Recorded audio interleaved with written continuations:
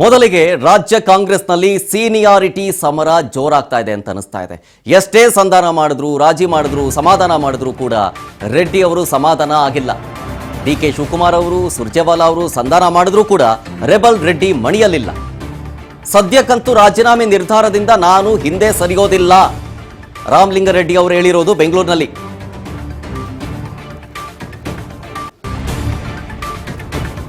CM DK. Shivakumar, Surjewala ಅವರಿಗೆ ನನ್ನ ಅಭಿಪ್ರಾಯವನ್ನ ಈಗ ಆಲ್ರೆಡಿ ತಿಳಿಸಿದ್ದೀನಿ.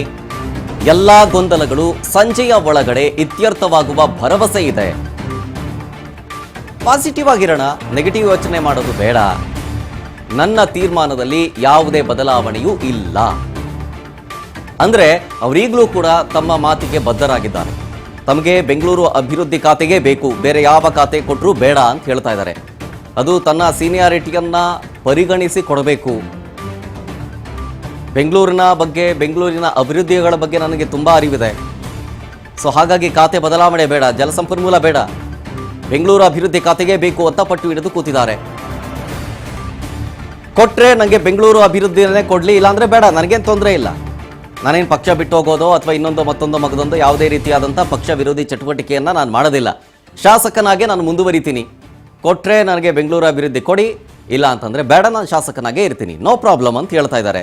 ಬಟ್ ಆದರೆ ಹೈಕಮಾಂಡ್ ನಾಯಕರು ಇದನ್ನು ಸುಮ್ಮನೆ ಬಿಡೋ ರೀತಿ ಕಾಣಿಸ್ತಾ ಇಲ್ಲ. ಯಾಕೆಂದರೆ ಒಬ್ಬರು ಹಿರಿಯ ನಾಯಕರಿದ್ದಾರೆ ರಾಮಲಿಂಗಾರೆಡ್ಡಿ ಅವರು. ಸೊ ಅವರನ್ನು ಈ ರೀತಿಯಾಗಿ ನಡೆಸ್ಕೊಳ್ಳೋದು ತಪ್ಪಾಗುತ್ತೆ, ಜೊತೆಗೆ ಬೇರೆ ರೀತಿಯ ಸಂದೇಶಗಳು ರವಾನೆ ಆಗುತ್ತೆ. ಸೊ ಹಾಗಾಗಿ ಕಾಂಗ್ರೆಸ್ ಪಕ್ಷದಲ್ಲಿ ಹಿರಿಯರಿಗೆ ನಾವು ಮನ್ನಣೆಯನ್ನು ಕೊಡ್ತೀವಿ, ಪರಿಗಣಿಸ್ತೀವಿ ಅನ್ನೋದನ್ನು ಒಂದು ಕ್ಲಿಯರ್ ಮೆಸೇಜ್ ಪಾಸ್ ಮಾಡಬೇಕಾಗತ್ತೆ. ಆ ನಿಟ್ಟಿನಲ್ಲಿ ರಾಮಲಿಂಗಾರೆಡ್ಡಿ ಅವರು ಪಾಸಿಟಿವ್ ಆಗಿ ಯೋಚನೆ ಮಾಡೋಣ, ಸುಮ್ಮನೆ ಏನೇನೋ ಯೋಚನೆ ಮಾಡೋದು ಬೇಡ, ನೆಗೆಟಿವ್ ಆಗಿ ಥಿಂಕ್ ಮಾಡೋದು ಬೇಡ. ಸಂಜೆ ಒಳಗೆ ಡಿಸೈಡ್ ಆಗುತ್ತೆ, ಏನಾಗುತ್ತೆ ನೋಡೋಣ ಅಂತ ಹೇಳ್ತಾರೆ.